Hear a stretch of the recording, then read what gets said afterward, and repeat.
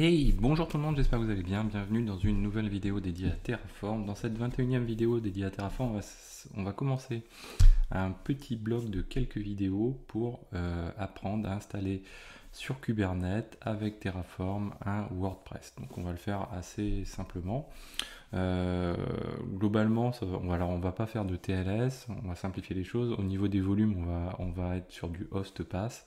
Mais le but, c'est vraiment d'apprendre Terraform, Kubernetes, voir encore comment on peut travailler les choses, reprendre des choses qu'on a déjà faites jusqu'ici et en rajouter d'autres. On va voir notamment l'aspect gestion des volumes. Alors, les différentes étapes que j'ai identifiées, donc on va avoir l'installation des volumes, PV, PVC, on va voir les déploiements, on va voir les services et l'ingress en question. Je vous le rappelle, donc l'idée, on est sur un cluster cube avec un HAProxy qui est devant en frontal, qui permet de rediriger le trafic vers l'ingress controller qui est de type Nginx. Et du coup, voilà, on peut gérer notre ingress. Vous allez voir, c'est assez sympa. À la fin, on a notre URL, on peut accéder à notre WordPress, il n'y a pas de souci. Alors, aujourd'hui, on va s'occuper de l'installation de nos persistent volume et persistent volume claim. Alors, le petit rappel pour les gens qui connaissent moins, les persistent volume, c'est la gestion, on va dire, plus côté système des volumes, donc pour décrire la taille du volume qu'on met à disposition, de quelle manière, d'où il vient, de quelle manière il provient. Donc je vous invite à aller voir la playlist Kubernetes où j'ai déjà fait plusieurs installations de WordPress de manière diverse et variée avec du NFS, etc. Nous, on va le faire en host pass. En host pass, ça signifie qu'on va le faire sur notre machine avec deux volumes ici. Donc moi, c'est assez adapté puisqu'en fait, j'ai qu'un seul node, donc qu'un seul slave. Donc, du coup, c'est assez facile à faire, de faire ce choix-là, etc. Si on a plusieurs nœuds, bien sûr, c'est pas du tout la bonne méthode, même dans tous les cas, c'est pas comme ça qu'il faut le faire, mais là, on est plus pour apprendre sur Terraform, donc on simplifie un petit peu les choses. Donc, on va créer deux répertoires, donc avec un répertoire racine WP. Donc le premier que je vais nommer MySQL et le second que je vais nommer WordPress. Dessus, je vais mettre des droits assez étendus. Voilà. Juste pour pas perdre de temps à gérer les droits, il faut gérer plus finement les droits que ça, bien sûr, avec l'idéal des users, etc. Donc là, je me retrouve avec mon WP ici avec deux répertoires sur lesquels je vais pouvoir, donc ça c'est à droite c'est mon node. Donc c'est lui qui va porter les pods en question puisque j'ai qu'un seul, donc si je fais un cube ctl get node, j'ai un master, un node, donc là j'ai été créé sur ce node les deux répertoires en question. Donc celui-là j'en ai plus besoin, je vais plus y accéder. Derrière, donc nous, ce qu'on va faire, donc là on est parti pour fonctionner avec un hostpass. On a deux volumes, un pour MySQL, un pour WordPress. On va créer nos deux persistent volume. Ensuite, on va créer nos deux persistent volume claim. Donc les persistent volume claim, eux, c'est en gros, donc au niveau de Kubernetes, on dispose d'une ressource d'un volume, le persistent volume. Et le persistent volume claim, c'est l'allocation de cette ressource à une utilisation, à nos déploiements. Donc en gros, on a un volume qui peut être de 100, on peut très bien dire, avec le persistent volume claim, on va en prendre que 20 sur les 100 qu'on va attribuer à nos déploiements qu'on va poser dessus. Et puis enfin, on a besoin de créer un secret qui est le mot de passe MySQL, on va le gérer avec Terraform également, ce qui n'est pas forcément la meilleure option parce que derrière le code Terraform, notre infrastructure as code, l'objectif c'est de la guider. Donc derrière, qui dit guider des mots de passe, c'est pas forcément terrible. Alors, donc première chose, on va s'occuper des variables. Donc nous on est ici, je vais faire un Terraform tfvars. Alors j'ai déjà tout ça. Hop, voilà, on va repartir comme ça. Donc ici, j'ai créé donc dans mon main déjà, toc. Hop. Dans mon main, ici, donc vous voyez que j'ai déjà rajouté le provider Kubernetes. Dans mon main ici, j'ai donc 3 variables que je vais déclarer dans mon main. Une première variable qui est la localisation du répertoire pour MySQL, une deuxième variable qui est la localisation du répertoire pour WordPress et une troisième variable qui est le password de MySQL. Donc ça c'est bien, donc on les a déclarés ici. Maintenant il faut setter leurs valeurs. Donc on va les définir dans le tf-vars. Donc en gros on a le WP, comment je les ai nommés, MySQL dir. Donc ici on va dire MySQL dir qui prend la valeur WP. Donc là c'est la valeur des répertoires qu'on a créé, qu'on vient juste de créer. Ensuite on fait pareil avec WordPress.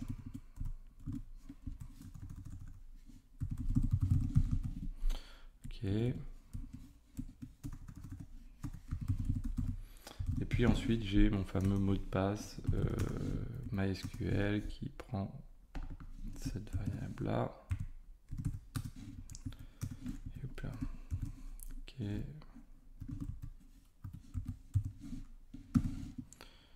Qui prend la valeur. Nous on va dire le mot de passe, il s'appelle password. Quoi, il contient password. Bon, c'est pas génial, mais c'est pas l'objectif, on s'en fiche. Donc là, on a seté nos 3 variables. Donc là, on est prêt à commencer à travailler nos persistants de volume. Donc bien sûr, on déclare notre provider Terraform. Je vous ai déjà expliqué, hein, on a 2 manières d'attaquer notre provider, Kubernetes. On a 2 manières de l'attaquer, ce provider. En gros, soit on dit on a kubectl installé, on va taper sur les mêmes certificats que kubectl. Donc c'est ce qu'on fait en disant que load config file est égal à true, donc il se base sur le load config file classique de kubectl. Soit sinon on peut dire passer à false, et dans ce cas-là il va falloir déclarer tous les certificats, leur localisation, l'adresse du host pour attaquer les masters, et voilà. Là, en l'occurrence, nous on passe pas par ça. La petite subtilité, c'est que là, on a un HAProxy devant nos masters. Alors, on n'a qu'un master, mais c'est pas grave. On a un HAProxy pour simuler un environnement de production. Et du coup, bien sûr, le host, il faudrait indiquer le host du HAProxy. Et le bon port, 6443. Donc ça, c'est une première chose. Donc maintenant, on peut commencer la création de nos persistent volume. Hop, voilà, donc nos persistent volume, donc on va les prendre un par un. Donc on crée une première ressource, Kubernetes persistent volume. Donc lui, comme je vous disais, son objectif c'est de créer des PV. On va affecter pour le nom de la ressource au niveau de Terraform, son nom ça va être WP -PV MySQL.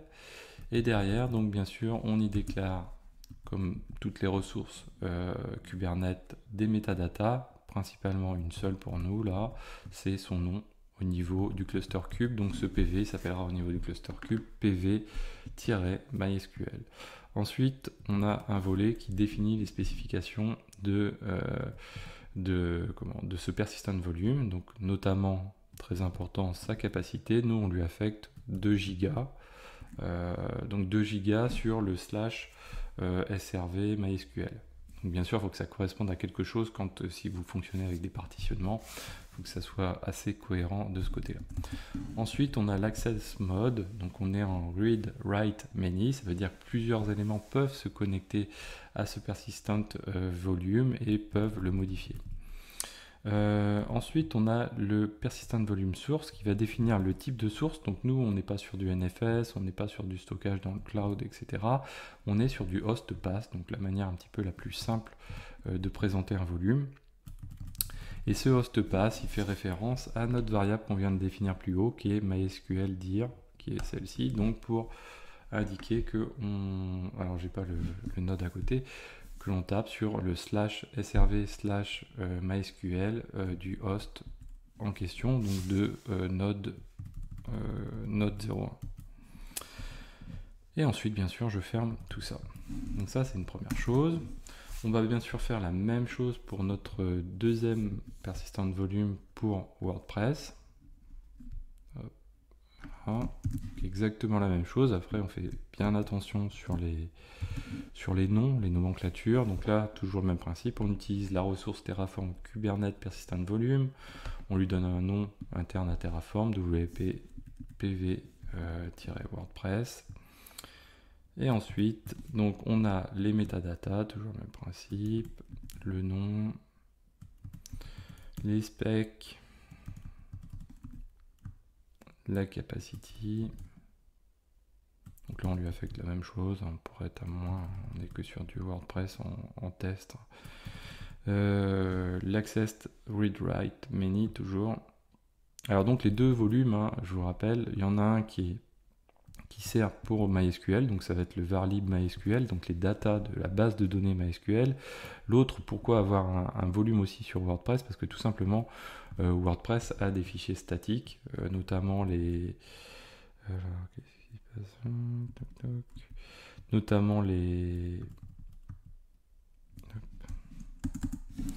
notamment les... je vais y arriver, les fichiers statiques de type image, de type template, etc. Et du coup, en plus, ça va nous permettre, si on veut scaler le WordPress, donc l'applicatif WordPress, on va pouvoir le faire parce qu'on va conserver la même source qui va être ce persistent volume. Alors bon, nous, certes, on n'est que sur un nœud, donc c'est pas forcément très intéressant, mais du coup, les deux applicatifs auront la même source de fichiers statiques, donc ce qui va faire que voilà, on n'aura pas de différence en cas de scale. Donc là, on vient de faire le persistent volume de WordPress, donc très simplement. Maintenant, on va faire les persistent volume claim. Là, hop. Donc, toujours alors, le même principe, sauf que là, on utilise une ressource Kubernetes Persistent Volume Claim et on nomme cette ressource WP-PVC MySQL.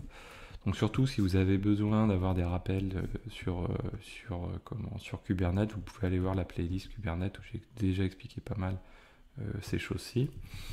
Donc là, son nom à l'intérieur du cluster, ça sera PVC MySQL. On fait pareil, donc les specs. Donc l'access mode, on repart sur la même chose, on est en read write many. La ressource, on lui affecte donc un volume de 2 Go. Sur les 2 Go de volume de persistent volume qu'on a, on utilise l'intégralité, donc les 2 Go qui sont disponibles. Voilà, on aurait très bien pu en affecter moins, faire que par partie, ou être sur le même volume et affecter une partie pour l'un, une partie pour l'autre. Voilà, donc ensuite on va récupérer le volume name pour faire l'association, puisque notre PVC il a besoin de se connecter sur un PV, un persistent volume. Donc là on fait ce qu'on a déjà fait lors des vidéos précédentes, on va utiliser le persistent volume WP-PV-MySQL, donc celui qui est ici, et on va récupérer ici son nom pour dire voilà, je vais m'associer à ce persistent volume au sein de Kubernetes. C'est bien le nom que l'on a affecté au PV dans Kubernetes et pas le nom de la ressource Terraform. Donc dedans, on est sur metadata. Metadata, très souvent, c'est sous forme de liste. Donc du coup, on passe entre crochets le 0 et on demande le nom. Et ensuite, voilà, on ferme ceci. On fait bien sûr la même chose, vous l'avez deviné, pour WordPress. Hop, voilà.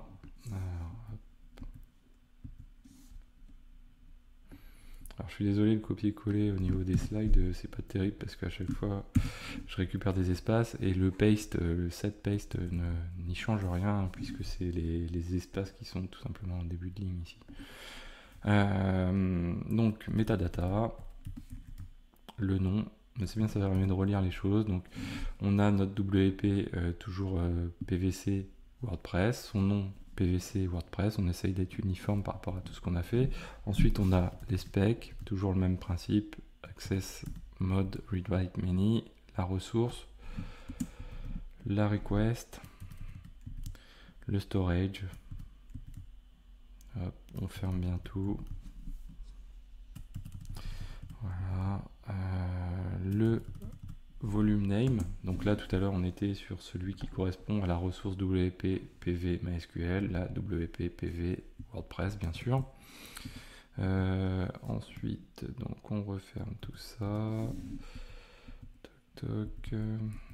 D'ailleurs, si on devait être plus exact, ça devrait être plutôt comme ça. Voilà. Même si voilà, les tabulations n'y changent quoi, l'indentation n'a pas d'importance. Donc là voilà, on a fait une note persistante volume WordPress, et donc là on avait dit que voilà, il faut que je le casse quelque part. En gros, il faut que je crée un secret ici pour setter le mot de passe de mon MySQL, l'accès à ma base de données. Donc là, je définis donc un Kubernetes secret, une ressource, je lui affecte un nom, MySQL au sein de Terraform, et je lui affecte un nom au niveau de mon cluster. Donc ce secret au niveau de Kubernetes s'appellera MySQL-pass. Ensuite, bien sûr, donc il contient des datas, et ces datas, donc c'est un système de clés-valeurs dans les secrets. Donc la clé c'est password, et la valeur c'est la valeur de la variable que l'on a setée plus haut ici. Donc c'est la variable qu'on avait au tout début ici et qu'on a seté à password dans le tf-vars. Voilà, donc là on a fait le tout. Donc si je check, si je fais un kubectl get pv pvc secret, voilà pour l'instant. Alors ouais, j'ai un secret, je sais pas ce que c'est, peut-être autre chose. Ouais, c'est un service account, c'est un vieux truc ça, je pense. Ok, donc du coup je vais faire un Terraform, alors init normalement, parce que voilà, j'ai un provider Kubernetes, parfois besoin aussi même de le remettre à jour. Je fais un Terraform plain. Donc là il me check tout, donc déjà j'ai pas d'erreur de typo, c'est déjà plutôt une bonne chose. Et derrière voilà, il va créer toutes les ressources que je lui ai indiquées. On vérifie, ouais, et à la fin le secret. Donc Terraform apply-auto approve. Donc là il est en train de créer tous les éléments dans l'ordre qui lui convient. Alors en plus on a créé une dépendance, hein, ce qui est plutôt bien, entre le PVC qui se base sur le nom du PV, et donc du coup systématiquement Terraform, même s'il se posait des questions, il irait voir les variables et il dirait ah ok, celui-là il doit être créé avant celui-là parce que voilà, on en a besoin. Alors, donc là il est en train de faire la création, voilà. Donc si je fais un kubectl get pv pvc, alors le secret, ouais, le secret il a été créé ici aussi. Donc le secret, vous voyez, il est créé de manière opaque, c'est le type classique pour masquer, pour pas permettre de le voir comme ça. Et derrière on retrouve bien donc alors on va se le faire comme ça, nos PV. Ici, donc on a nos deux PV, PV MySQL, PV WordPress, avec les volumétries, read, write, many avec le X. On est en mode retain, donc on va pas perdre les datas. Le claim, voilà. Ok, donc du coup, on fait PVC. Donc on sait qu'on est déjà, le claim, on a déjà le lien qui est fait entre le PV et le PVC. Donc là, on retrouve nos PVC, on sait qu'ils sont liés à nos PV ici, et bien associés. Donc il n'y a pas de souci, les tailles et le read, write, many. Voilà, donc c'est tout pour aujourd'hui. Donc lors de la prochaine vidéo, on va s'intéresser au deployment. Vous allez voir que ça va être beaucoup plus comment on va dire, fourni en éléments, donc c'est un petit peu plus lourd à suivre. C'est pour ça que j'ai aussi segmenté les vidéos. Voilà, j'espère que cette vidéo vous a plu. N'hésitez pas à la partager, à mettre des pouces bleus, à commenter, et moi je vous dis à très bientôt sur Xavki.